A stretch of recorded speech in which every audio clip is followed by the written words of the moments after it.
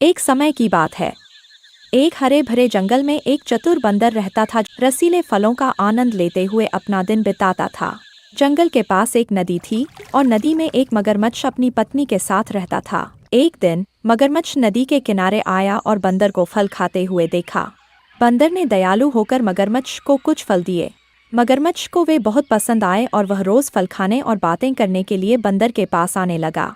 समय के साथ वे अच्छे दोस्त बन गए। हालांकि मगरमच्छ की पत्नी उनकी दोस्ती से जलने लगी। वह चालाक और लालची थी। एक दिन उसने अपने पति से कहा, अगर ये फल इतने स्वादिष्ट हैं, तो सोचो बंदर का दिल कितना मीठा होगा।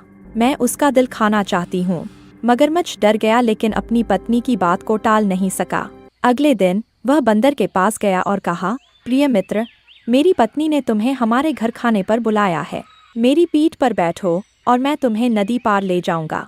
बंदर खुशी से मान गया और मगरमच्छ की पीठ पर चढ़ गया। लेकिन जैसे ही वे नदी के बीच में पहुंचे, मगरमच्छ अपराध को छुपा नहीं सका और उसने अपनी पत्नी की योजना का खुलासा कर दिया। मेरी पत्नी तुम्हारा दिल खाना चाहती है, इसलिए मैं तुम्हें उसके पास ले जा रहा हूँ। बंदर चौंक गया, लेकिन घबराया नहीं।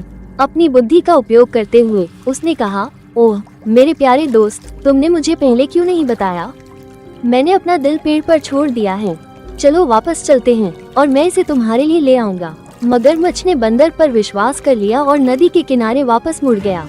जैसे ही वे किनारे पर पहुंचे, बंदर जल्दी से मगरमच्छ की पीठ से कूद गया और एक ऊंचे पेड़ की चोटी पर चढ़ गया।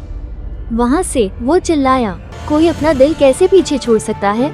तुमने हमारी दोस्ती को धोखा दिया और मैं तुम पर फिर कभी विश्वास नहीं करूंगा। मगरमच्छ को शर्म महसूस हुई और वो खाली हाथ अपनी पत्नी के पास लौट गया।